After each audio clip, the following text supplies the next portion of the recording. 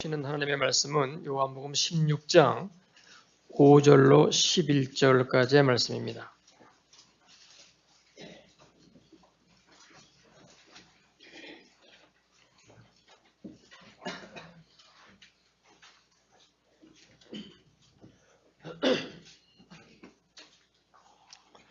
요한복음 16장 5절부터 11절까지 함께 봉독하시겠습니다. 지금 내가 나를 보내신 이에게로 가는데 너희 중에서 나더러 어디로 가느냐 묻는 자가 없고 도리어 내가 이 말을 함으로 너희 마음에 근심이 가득하였도다. 그러나 내가 너희에게 실상을 말하노니 내가 떠나가는 것이 너희에게 유익이라. 내가 떠나가지 아니하면 보혜사가 너희에게로 오시지 아니할 것이요 하면 내가 그를 너희에게로 보내리니 그가 와서 죄에 대하여 의에 대하여 심판에 대하여 세상을 책망하시리라. 죄에 대하라 함은 저희가 나를 믿지 아니하며 의에 대하라 함은 내가 아버지께로 가니 너희가 다시 나를 보지 못하며 심판에 대하라 함은 이 세상 임금이 심판을 받았음이니라. 아멘. 찬양대와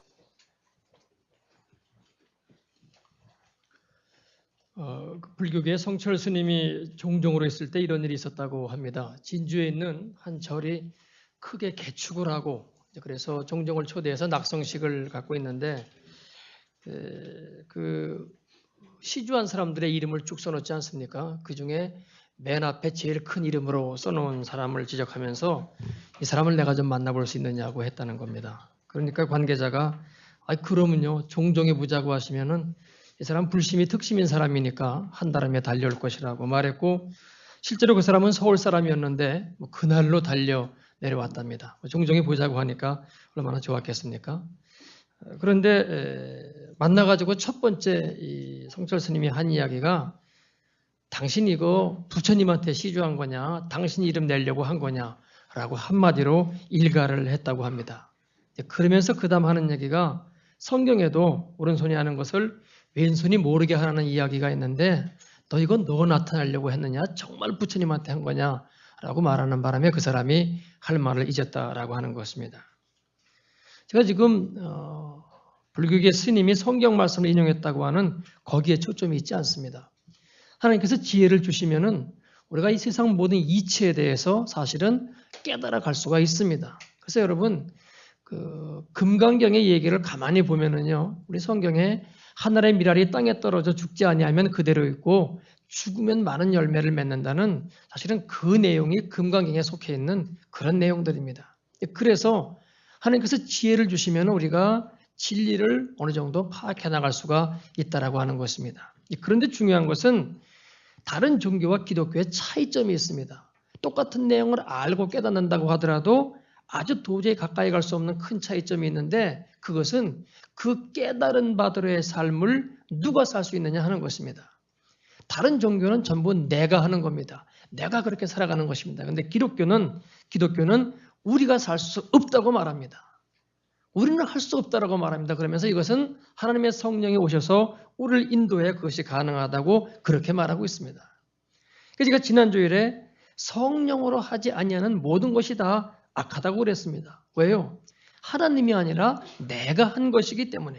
그래서 성령은 반드시 받아야 한다고 했습니다. 그럼 우리가 과연 성령을 받았는가? 이걸 이제 오늘 살펴보고자 하는 것입니다. 그런데 이를 알기 위해서는 성령이 오시면 우리 가운데 어떠한 일이 일어나느냐 하는 걸 살펴보려고 합니다. 그래서 성령이 오시면 우리 가운데 어떤 발생되는 일이 있는데 지금 그것이 우리 가운데 발생되어 있는지 아니면 아닌지 하는 것을 갖고 우리가 성령을 받았는지 아닌지 하는 것을 살펴보려고 합니다. 첫째로요, 성령이 임하면은 영적인 양식에 대한 갈급함과 욕구가 생깁니다. 여러분, 죽음이라고 하는 것은 하나님과의 관계가 끊어진 것이 죽음이라고 했습니다. 나뭇가지가 줄기에서 떨어져 나오면은 그 나뭇가지는 마르고 죽어가는 것처럼 우리가 하나님으로부터 분리되는 것이 죽음이라고 했습니다.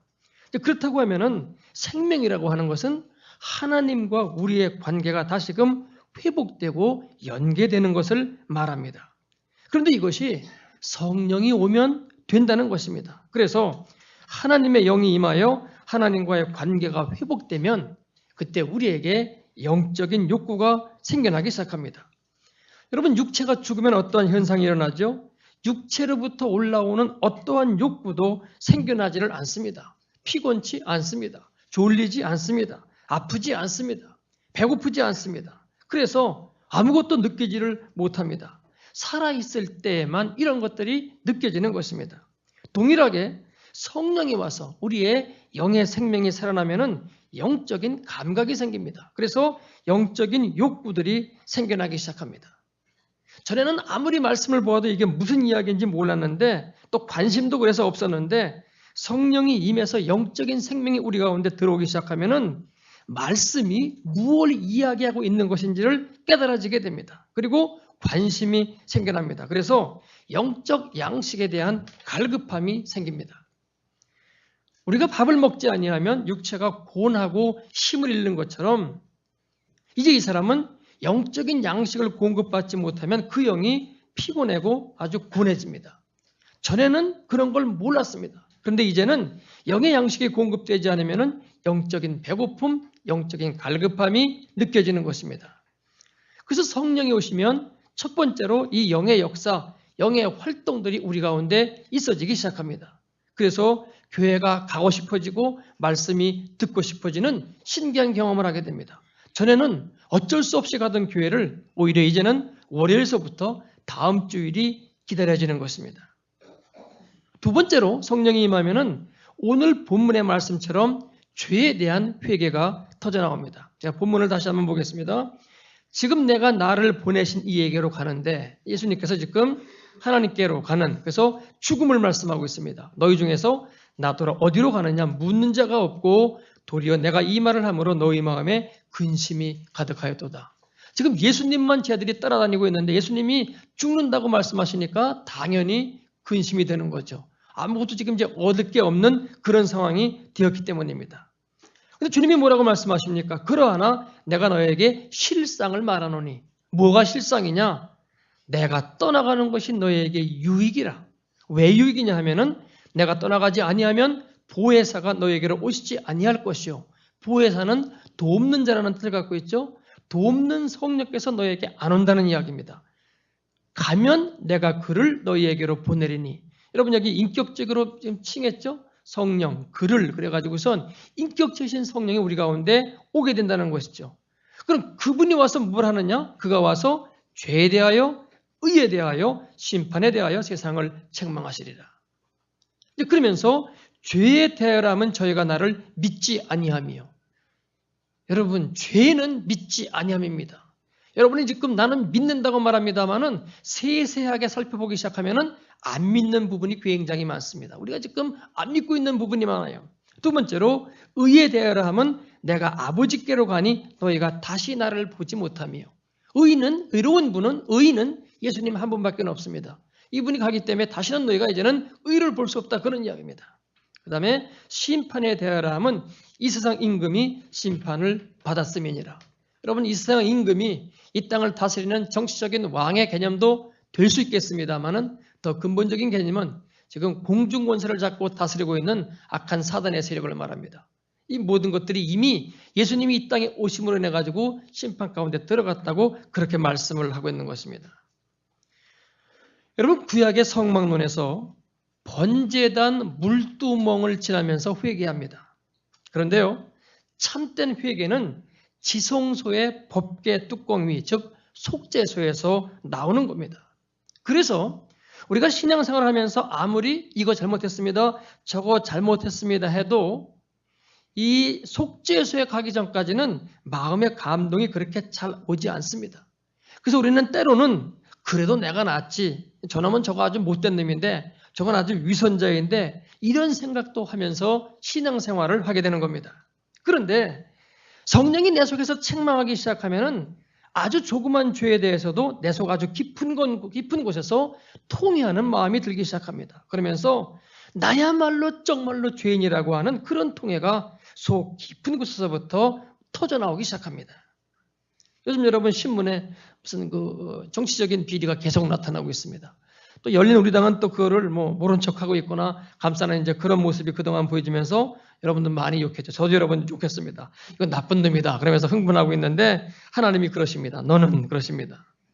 그리고 보면 여러분 제게도 그런 요소가 있는 겁니다. 그럴 기회가 없어서 여러분 제가 그 짓을 안 하고 있는 것이지 저도 그 자리에 놓고 그런 권력이 생기면은 얼마든지 그럴 수가 있다라고 하는 것입니다. 여러분 지금 이 사람들의 죄가 뭡니까? 제가 가만히 생각해 보니까 이거 지위를 이용한 부당 2등 취득죄가 될 것 같아요. 지위를 갖고 가만히 있음에도 불구하고 밑에서 막 움직이기 시작하고 본인은 말 안 했다는 거예요. 나는 직접 관여 안 했다고 하지만은 그 가만히 있으면서 방조하면서 이게 지금 이루어지기 시작했단 말이죠. 근데 여러분 우리가 다 그런 지위에 있기 시작하면은 그런 일 합니다. 그리고 여러분 이걸 우리에게 아주 정확하게 대입을 해보세요. 저도 여러분 옛날에 직장 생활하면서 내 지위를 이용해가지고선 무슨 일이라도 할 수 있었단 말이죠. 이 사람들이 뭐 수백억, 수십억에 무슨 문제를 생겼다고 하면은 저는 아마 수백만 원 뭐 그렇게 정도의 죄가 있었겠죠. 그러면은 양은 틀릴지 모릅니다만은 똑같은 죄 속에 있다라고 하는 거죠. 여러분 내가 죄인이라는 걸 말로는 할 수 있지만은 이게 진실로 깨달아지는 것은 내 마음대로 되는 게 아닙니다. 성령님이 임하시고 우리에게 감동을 주실 때에만 내가 죄인이라고 하는 사실이 뼛속 깊이 깨달아지기 시작합니다. 그래서 이때 비로소 그 사람의 삶이 달라지기를 시작하는 것입니다. 저는 복음을 설명함에 있어서 가장 잘 설명할 수 있는 게 이 장발장이라고 하는 생각이 듭니다. 왜요? 그 사람 빵 하나 훔쳤을 뿐이에요. 그런데 10년 동안 감옥 생활을 했습니다. 추록하고 보니까 아무도 받아주는 사람이 없습니다. 그런데 한 사제가 받아주었는데 이제 이 집에서 자고 이 사제집에서 자고 내일 여기를 떠나면 당장 먹고 살 수가 없습니다. 그러니까 은초대를 훔치죠. 그런데 잡혔습니다. 여러분 교권이 왕권을 누르고 있던 시대입니다. 그때 이 죄는 사형 갖고도 지금 되지 않는 그런 아주 중차대한 그런 죄가 되고 말았습니다. 그런데 그 신부가 하는 말이 이 은초 때 내가 준 거라는 겁니다. 그래서 용서를 받은 장발장이 어떻게 살아갑니까? 온갖 핍박과 고난과 모함 속에서도 넉넉히 이겨나갈 수가 있습니다. 어떤 어려움, 어떤 인간관계 어려움 속도 그 이겨나갈 수가 있는 것입니다. 왜요? 나는 지금 던전이라고 하는 햇빛이 들지 않는 감옥에서 평생 살아야 될 사람인데 여러분 햇볕이 들지 않게 계속 놔두면 사람이 미친답니다. 빛이라고 하는 게 그렇게 중요한 겁니다. 아주 깜깜한데 계속 놔두면은 사람이 정신이 이게 없어진다는 거죠. 거기서 평생 죽지도 못하고 그렇게 살을 사람인데 햇빛을 보고 살아간다는 이 자체만으로 너무나 감사하거든요. 바로 이것이 내가 진실로 죄인이라는 게 깨달아진 사람에게 일어나는 일입니다. 그래서 성령이 임해서 이게 깨달아지고 그리고 내가 예수 그리스도에서 구원받았다고 하는 죄 용서를 받았다고 하는 것이 깨달아지면은 그때부터 그 사람의 삶이 얼마나 달라지는지 모릅니다. 그동안은 내가 지은 죄가 50이라면 저놈이 지은 죄는 500이니까 저놈은 나쁜 놈이다 이렇게 생각했다가 아 이게 아니구나 하면서 나 자신에 대한 생각이 바뀌어지기를 시작하는 거죠. 그래서 우리의 참된 회개는 성령이 오셔서 죄를 지적할 때 생겨나기 시작합니다. 그래서 내가 죄인이라는 것이 깨달아지는 것만큼 하나님의 풍성한 은혜 가운데 거하며 살 수가 있는 것입니다. 여러분 다윗의 왕국을 일으킨 사람들이 누굽니까?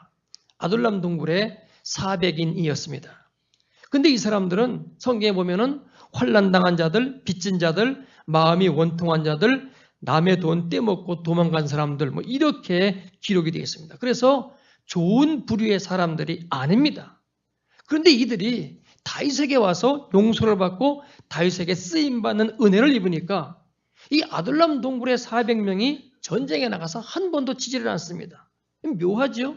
여러분 여기 어떤 영적인 의미가 있습니까? 자신이 죄인인 줄 알고 그러나 그 죄가 사함받은 게 확실한 사람은 영적인 전쟁에서 결코 패하지 않습니다. 왜요? 자기 처지를 아니까요. 자신은 죄인인데 하나님께 용서받은 자인데 이게 너무나 감사하니까 그러니까 늘 매사를 긍정적으로 보며 하나님 앞에 무릎 꿇을 수밖에 없는 것입니다. 여러분 그러면 하나님이 누구한테 치시는 분입니까? 아니지 않습니까? 그렇기 때문에 용서받은 죄인은 하나님을 늘 의지하며 그래서 승리하며 감사와 감격으로 살아가게 되는 것입니다. 반대로요. 내가 죄인인 게 깨달아지지 않고 항상 의인의 편에 서 있으면은요, 다른 사람의 죄가 보이기 시작합니다. 그리고 그 사람을 정죄하기 시작하는 겁니다. 한 젊은이가 교회에 들어와서 신앙생활을 하는데 엉망입니다. 처음에는 꼴 보기 싫었는데 어느 날 하나님이 말씀하십니다. 야, 그래도 너보다 낫다. 너는 그 나이에 어쨌는데. 저는 그때 여러분 교회 잘 안 가고 산에 가고 있었거든요. 교회에 나와서 비록 사고는 치고 있지만 그래도 교회에 나와서 하나님의 뜻대로 살아보겠다고 하는데 그만하면 잘하는 거죠. 그래 그 모습을 하나님이 받으실 거란 말이죠. 그래서 내가 죄인이라고 하는 사실이 확실하게 깨달아지면 인생이 달라지기 시작합니다. 그런데 이게 다른 때는 안 깨달아집니다. 하나님이 성령의 빛을 비추사 죄가 깨달아질 때에, 그래서 죄에 대한 책망이 들어오기 시작할 때 그때에만 깨달아집니다. 또는 오늘 본문은 성령이 오시면 의에 대해서도 깨달아진다고 하고 있습니다. 그래서 이 세상에 의인은 없나니 하나도 없다고 하였는데 그동안 그래도 나는 이만큼 했는데 그랬던 자세가 하나님 앞에 잘못된 패역한 자세라고 하는 것이 깨달아지면서 바로 서게 되는 겁니다. 여러분, 바리새인들 한번 생각해 보세요. 그들의 문제가 뭐였습니까? 부도덕했습니까? 말씀을 안 따라가려고 했습니까? 딴짓했습니까? 아닙니다. 말씀대로 따라가려고 했는데 그들의 문제는 뭔고 하니 자기 의의 문제였습니다. 그러나 성경은 뭐라고 말하고 있는 거 하니 하나님이 힘 주시지 않으시면, 하나님이 능력 주시지 않으면 너희가 그렇게 의롭게 살 수 없다는 겁니다. 근데 바리새인들은 아닌 거죠. 자기들이 선하고 자기들이 그렇게 했고 그래서 자기 스스로 괜찮은 사람이라고 여기고 있으니까 예수님이 그들을 향해서 패역한 자들이라고 호통을 치시는 거죠. 결국 우리에게 성령의 감동이 없으면 우리는 다 바리새인 같은 신앙생활을 할 수밖에 없습니다. 그래서 성령을 받지 않고 신자의 삶을 살려고 할 때에 그 사람은 부득불 율법주의자가 될 수밖에 없는 겁니다. 그래서 바른 삶, 곧 하나님의 말씀대로 살아야 되겠다고 강조는 하는데 그것도 무지무지하게 강조하는데 내가 그렇게 살 능력이 없다는 것은 인정하지를 않습니다. 그래서 자신이 그렇게 못 살고 있으면서도 자신은 그렇게 살고 있다고 착각을 합니다. 왜요? 그렇게 살아야 한다고 하는 그 사실을 알고 있는 그 지식을 갖고 내가 그렇게 살고 있다고 착각하고 있는 것이지요. 결국 바리새인들은 이 자기 의로 인해서 예수님에게 독사의 자식이라고 하는 호통을 받게 된 것입니다. 세 번째 또 하나의 책망은 이 세상을 책망하시는데 하나님이 이 세상을 이미 심판하셨다는 것입니다. 여러분 가운데 이미 망한 은행에 예금하는 사람이 있습니까? 그런 것처럼 이 세상 임금이 이미 심판을 받았다고 하면은 이 세상에 투자하지 않아야 되는 거죠. 그런데 사람들이 이상하게 계속 투자한단 말입니다. 여러분 이 말은 이 세상에서 무슨 사업을 하지 말란 이야기가 아닙니다. 그 사업을 왜 하고 누구를 왜 사고 있냐 그걸 지금 말하고 있는 겁니다. 여러분 하나님의 사람과 세상 사람의 구별이 무엇으로 됩니까? 교회 다니는 것으로요? 새벽기도 나오는 것으로요 여러분? 헌금하는 것으로요? 성경 공부하는 것으로요? 무슨 착한 일 많이 하는 것으로요? 아닙니다. 내가 나의 분깃을 하나님께 받으려 하고 있느냐 아니면 세상에서 받으려 하고 있느냐 하는 이것이 그 판단의 기준입니다. 그렇기 때문에 이것은 아주 간단합니다. 여러분 아까 제가 장세계는 비즈니스를 여러분 하더라도 여러분이 사업을 하는 걸 보아도 지금 이것으로 이 기업을 통해서 내가 상을 하나님께 받으려고 하고 있느냐 이 땅에서 돈을 상으로 받으려고 하고 있느냐 이것으로 알 수 있는 것입니다. 여러분 목회자도 마찬가지입니다. 내가 목회를 하면서 하나님 앞에 가서 내가 인정받으려고 지금 그런 자세로 목회를 하고 있느냐 사람의 눈에 띄고 사람에게 인정받기 위한 그런 목회를 하고 있느냐 이것으로 하면 또 달라지기 시작하는 것이란 말이죠. 이 세상은 이미 심판받은 세상입니다. 오늘 본문이 말씀하고 있죠. 그러니 이 세상에 투자해 본들 거둘 것이 없습니다.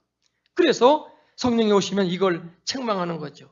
이미 망한 세상에 내가 왜 지금도 투자하고 있느냐 이러시는 것입니다. 그래서 성령이 오셔서 이와 같이 죄에 대해서 의에 대해서, 심판에 대해서 말씀하시면은 그때는 내가 누군가가 보이기 시작합니다. 나는 도저히 하나님 앞에 설 수 없는 죄인이로구나. 내가 그동안 참으로 잘못 살았구나 하는 게 깨달아지기 시작하는 거죠. 그러면서 하나님 앞에 설 수 있는 인생으로 바뀌어지기를 시작합니다. 그래서 여러분, 복음의 열정이 어디서 오는지 아십니까? 이제는 하나님이 심판하실 것이라고 하는 그 메시지가 내 가운데 확실하게 들어올 때 그때에 복음에 대한 열정이 생겨나기 시작합니다. 여러분, 에녹이 하나님과 동행했습니다. 그 동행할 수 있었던 근거가 어디에 있는지 아세요? 성경은 에녹이 무두셀라를 낳은 후에 하나님과 동행했다고 기록하고 있습니다. 그런데 무두셀라라는 말이 창 던지는 자라는 뜻입니다. 그리고 이 아이가 죽는 날이 세상의 심판날이라는 것입니다. 그래서 실제로 무두셀라가 죽던 해에 노아의 홍수가 시작됩니다. 그러면 에녹은 아들을 볼 때마다 무슨 생각하는 겁니까? 제가 죽으면 하나님이 심판하신다, 이 생각이 나는 겁니다. 그러면 에녹이 그때부터 어떻게 살려고 했겠습니까? 이제 곧 세상에 종말이 올 것을 알았으니 어떻게 살았겠느냐고요. 베드로후서 3장 7절에 보면 이런 말씀이 있죠. 이제 하늘과 땅은 그 동일한 말씀으로 불사르기 위하여 간수하신 바 되어 경건치 아니한 사람들의 심판과 멸망의 날까지 보존하여 두신 것이니라. 이런 말씀이 우리에게 도전이 되는 거죠. 그래서 성령이 오시면 복음을 전하지 않고는 배길 수가 없는 그런 심령이 되는 겁니다. 성경에 기록되어 있는 종말에 관한 내용들이 확실해지니까 그 마음이 불붙기 시작하는 것입니다. 그렇기 때문에 제자들이 집에 있든지 성전에 있든지 날마다 예수가 그리스도이심을 전파했던 것입니다. 그리고 이 일은 성령이 오심으로만 가능했기 때문에 그들에게 성령이 임했을 때 그들은 복음을 전하지 않을 수가 없었던 거죠. 그래서 사도 바울은 고린도 교인들을 향해서 너희가 믿을 때 성령을 받았느냐고 말씀하고 있는 것입니다. 이제 성령이 오시면 세 번째로 우리가 하나님의 자녀라는 것을 증거해 주십니다. 그래서 우리가 예수 그리스도가 구주라는 사실을 증거하는 증인이 됩니다. 여러분, 증인은 어떤 사람이 증인이 될 수가 있는 것입니까? 그 사실에 대해서 확실히 알고 있는 사람이 증인이 되는 것입니다. 예를 들어서 교통사고 발생 현장에 있었던 사람, 그 현장을 본 사람이 증인이 되는 것이죠. 그 사람이 제게 얘기하자고 제가 다 외웠어요. 다 알았어요. 그런데 여러분, 저는 증인이 될 수가 없습니다. 제가 아무리 말해도 그것은 그렇다고 해요라고 말하는 것이지 그렇다라고 말할 수는 없는 거죠. 그래서 이건 다른 겁니다. 성령이 임하면은 우리가 예수 그리스도의 증인이 됩니다. 그 전까지는요, 그렇대요라고 지금 우리가 말하고 있습니다. 그러나 성령이 임하시면은 그렇다라고 우리가 말하게 되는 거죠. 왜요? 어떻게 그것이 가능합니까? 성령이 임하면 주님께서 실제로 우리 가운데 거하시기 때문에 그렇습니다. 그래서 예수 그리스도를 실제로 경험하게 되므로 증인이 될 수 있는 것입니다. 주님이 내 안에 거하는 걸 내가 알 수 있는가? 알 수 있습니다. 어떻게 해요? 성령으로 여러분 압니다. 그래서 증인은 단순히 지식적으로 아는 것을 말하지 않습니다. 실제로 보고 듣고 체험하여 그 느낄 것을 말할 수 있는 그 사람이 증인이 되는 것입니다. 성령이 오시면 우리가 예수님을 체험하기 때문에 그 예수님을 우리가 전할 수가 있게 되는 거죠. 그 다음 네 번째로 성령이 오시면 여러분 굉장히 기쁩니다. 어째요? 성령이 임하시면은 하나님의 나라가 내 가운데 임했기 때문에 그렇습니다. 여러분, 하나님의 나라가 무엇입니까? 로마서 15장 17절은 하나님의 나라는 먹는 것과 마시는 것이 아니요 오직 성령 안에서 의와 평강과 희락이라고 말하고 있습니다. 그래서 하나님의 나라란 하나님이 통치하는 나라인데 하나님이 통치하시기 시작하면 거기에 의와 평강과 희락이 따라온다는 것입니다. 하나님이 내 심령을 다스리기 시작하면 내 심령 속에 이런 것들이 나타나기를 시작합니다. 우리 가정을 다스리기 시작하면 가정이 변화가 됩니다. 하나님이 우리 교회를 이렇게 다스리기 시작하시면 우리 교회가 또한 이렇게 바뀌어지는 것입니다. 그래서 여러분, 저는 분명히 말합니다. 다른 어떤 것도 우리들 신앙생활의 가장 주된 메이저가 될 수가 없습니다. 우리 속에 세상이 빼앗을 수 없는 기쁨과 평강이 커지고 있느냐 줄어들고 있느냐 하는 이것으로 우리의 신앙이 평가되는 것입니다. 그리고 바로 이것이 하나님의 나라인 것입니다. 근데 이것은 오직 우리에게 성령이 임할 때, 그래서 성령 안에서만 이게 이루어질 수 있는 것이지 다른 곳에서는 그 어떤 것도 불가능합니다. 여러분, 성령이 임해서 나타나는 이제 다섯 번째 현상은 성령이 임하시면 우리에게 유익함을 주신다고 말하고 있습니다. 고린도서 12장 7절을 보면은 각 사람에게 성령의 나타남을 주심은 유익하게 하려 하심이라 그렇게 말씀하고 있습니다. 우리는 보통 이 고린도서 12장을 성령 은사장이라고 말합니다. 여기에 성령의 은사가 쫙 나열되고 있거든요. 틀린 말은 여러분 아닙니다만은 우리가 초점을 맞출 것은 은사가 아니라 사실은 나타남입니다. 성령이 나타난 결과가 은사라고 하는 것입니다. 우리에게 은사가 나타날 때 성령이 임했구나. 성령이 지금 당신 자신을 이렇게 나타내 보이고 있구나. 이 차원에서 여러분 이해하는 것이 훨씬 좋습니다. 그런데 한국 교인들은 은사가 그러다가 본질을 잃어버리는 잘못된 쪽에 나가는 그런 경우가 많은 거죠. 어쨌든 여러분 성령이 오시면 우리 가운데 은사를 통해서 성령이 나타내 보여지기를 시작합니다. 여섯 번째로 성령이 오시면 우리에게 열매가 맺힙니다. 여러분 여기서 주의해야 될 것은 이것들은 성령의 열매라는 것입니다. 무슨 이야기냐 하면은 여러분 이제 이 다음 말이 틀리나 맞나 한번 생각해 보세요. 우리는 성령의 9가지 열매를 맺도록 힘쓰고 애써야 한다. 여러분 이 말이 맞습니까? 틀립니까? 틀립니다. 성령의 9가지 열매를 맺어야 된다. 이 말은 일단 맞는다고 볼 수 있겠습니다만 그러나 이 열매는 성령의 열매입니다. 그래서 이 열매는 우리가 애쓰고 수고하고 노력해서 맺어지는 열매가 아닙니다. 물론 인간의 인격과 의지력으로도 어떤 일에 대해서 대단한 어떤 절제력 같은 것을 볼 수가 있습니다.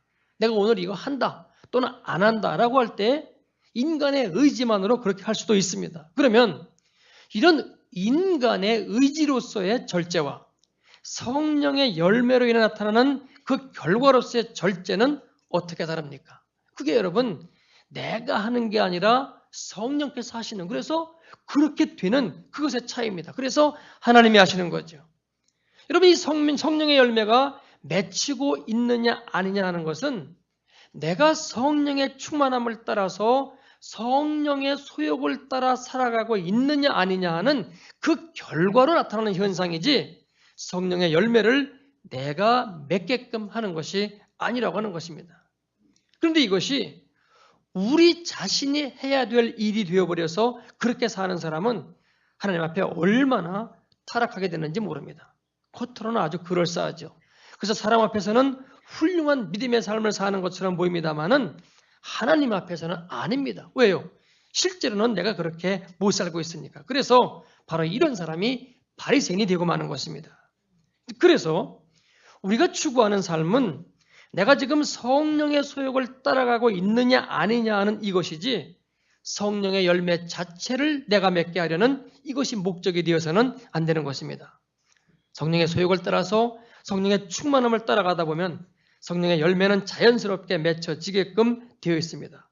그래서 이런 열매가 나타나지 아니하면 바로 그게 성령의 소욕, 성령의 충만함을 따라 살아가지 않고 있다는 거죠. 그래서 내가 열심히 노력해서 성령의 열매가 맺히는 것처럼 보이면 겉으로는 그럴싸해 보입니다만은 그것이 그러나 내 속에 성령께서 행하심으로 맺어지는 성령의 열매가 아니기 때문에 오히려 그 사람은 회개하고 성령의 소욕 가운데 거하도록 해야 되는 겁니다. 그래서 이런 사람은 성령의 열매를 맺도록 노력해야 하는 것이 아니라 회개해야 되는 것입니다. 여러분 바로 이것이 제가 서두에 말했던 다른 종교와 기독교의 다른 점이라고 하는 것이죠. 이건 지금 방향이 잘못 잡혀 있는 것입니다. 성령이 오시면 성령의 열매들은 자연스럽게 맺혀지게 되는 것인데 내가 하려고 하는 이 자체가 이미 방향을 잘못 잡고 있는 것이다, 그런 이야기죠. 그래서 여러분 성령이 오시면은 생명의 역사는 따라 들어오게 되어 있습니다. 영의 살아남이 그 가운데 있습니다. 생명의 성령의 법이기 때문에 말씀이 살아나기 시작하고 그래서 영적 세계에 대한 호기심이 생기기 시작하고 거기서 영적인 움직임이 나타나기 시작합니다. 그리고 담대해집니다. 그래서 보라는 겁니다. 하나님이 하실 거라고 하는 거죠. 여러분 사도행전 4장에 베드로와 요한이 잡혀갑니다. 왜 그들이 여러분 핍박하죠? 다시는 예수의 이름으로 말하지 말라. 그때 그들이 뭐라고 말합니까? 하나님 앞에서 너희 말 듣는 것과 하나님 말씀 듣는 것 어느 것이 옳은가 판단하라. 우리는 보고 들은 것을 증거하지 않을 수 없다. 죽음이 무섭지 않다라고 하는 이야기죠. 확실하게 증거하기 시작하는 겁니다. 또 사도 바울은 여러분 사도행전 26장에서 아그리빠 왕 앞에 결박을 당하고 나아가죠. 재판을 받고 있는 것입니다. 얼마나 여러분 힘든 일입니까? 근데 그가 뭐라고 말합니까? 왕이시여, 내가 이처럼 결박당한 것 외에는 당신도 나처럼 되기를 원합니다. 그래가지고선 그 안에 있는 생명이 분명하니까 확실하게 증거하기를 시작하는 겁니다. 여러분의 자녀들에게 나처럼 살라고 하는 것입니다. 바로 이것이 증인된 삶의 모습입니다. 그래서 여러분 성령이 임하면 그때는 하라고 하니까 하는 게 아닙니다. 법에 매여서 어쩔 수 없이 하는 게 아닙니다. 안 할 수가 없습니다. 할 수밖에 없어요. 말씀대로 살고 싶은 마음이 내 속에서 우러나오게 됩니다. 그래서 하게끔 되는 것입니다. 그래서 율법이라고 하는 게 해야 되고 안 해야 되는 걸 말하는 것이라면 성령은 해야 할 것은 하지 않을 수 없고 안 해야 될 것은 반드시 안 하게 되는 그런 강한 열정과 능력이 우리 가운데 임하게 되는 것입니다. 여러분 한번 마지막으로 말씀드립니다. 이 세상이 다 망했다. 그런데 아직 나는 멸망받지 않고 살아있어서 기회가 있다. 그럼 여러분 어떻게 사시겠습니까? 이미 다 망한 세상이고 또 내 삶에도 끝이 올 터인데 한번 하나님의 뜻대로 살아보겠다고 하는 마음이 안 생겨나느냐 하는 것입니다. 그때부터 그 사람의 삶이 달라지기 시작하는 것입니다. 그리고 변화가 생겨나기 시작하는 것입니다. 여러분 무디가 말했습니다. 성령의 충만함을 입으면 말씀을 따라 그리스도인의 삶을 사는 것이 자연스럽다. 그러나 여러분 반대로 성령을 덧입지 않고는 그리스도인의 삶을 사는 것이 불가능한 거죠. 겉모습은 그럴 때 보이는지 몰라도 안에서는 다 죽어가고 썩어져가고 망가져가고 있는 것이죠. 왜요? 실제로는 내가 그렇게 살고 있지 못하니까요. 인간은 스스로의 힘으로는 하나님의 말씀대로 살 수 없는 존재인데 사는 척하고 있기 때문에 그렇습니다.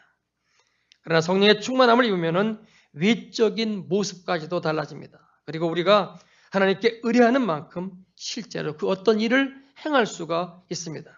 그래서 우리가 정직한 심령으로 하나님 앞에 서봐야 됩니다. 과연 나는 성령 충만한가? 성령님에서 나타난 이런 증거들이 과연 나에게 모두 다 있는가? 저도 포함해서 우리가 없다면 기도해야 될 일이죠. 하나님께 구해야 될 일이죠. 우리가 믿음이 없음 알았을 때에 믿음으로 믿음에 들어가려고 했던 것처럼 이제 우리가 이 성령의 충만함이 이루어지지 않다고 한다면 이제부터라도 우리는 구해야 될 것입니다. 여러분 주님이 뭐라고 했습니까? 너희가 악할지라도 자식에게 좋은 것을 줄 알거든 하물며 구하는 자에게 성령을 주시지 않겠느냐고 하셨습니다. 그래서 구해야 됩니다. 성령의 충만함을 입혀 주옵소서. 무디의 뒤를 이어 사역한 토레이가 그랬다고 합니다. 그는 모든 사람들이 다 그를 성공적인 목회자라고 말했습니다. 근데 그는 스스로 부인했습니다. 아니라는 겁니다. 이 성령의 충만함이 입혀져야 된다라고 생각하고선 기도하는 가운데 성령이 임하기 시작했고 그래서 그가 무대의 사역을 이어받아 가지고 그 일을 하기 시작했습니다. 여러분 이런 걸 보면서 우리는 우리의 모습을 하나님 앞에 정직하게 세워볼 필요가 있습니다. 과연 나는 성령 충만한가? 아니면 여러분에게 함께 계속 기도하시면서 성령의 충만함을 구하실 수 있기 바랍니다. 기도하겠습니다.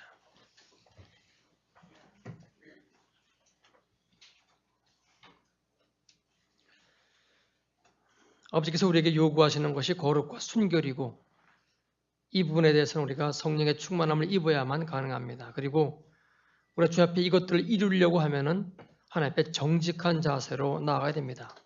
사람을 의식하지 아니하고 오직 하나님 앞에 선 자세로 나를 벌거벗겨 놓고 주 앞에 나를 내어놓기 시작할 때 그때에 주께서 우리 가운데 성령으로 역사하심을 믿습니다.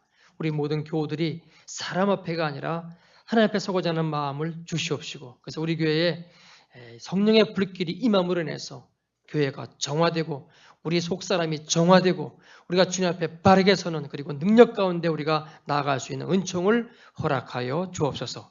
이를 위해서 우리가 모여서 계속 기도하는 가운데 있으니 주께서 우리 가운데 성령으로 함께 하실 것을 믿습니다. 믿고 구하는 자마다 주께서 역사하실 것을 믿사오고 예수님의 이름으로 감사하며 기도하옵나이다. 아멘.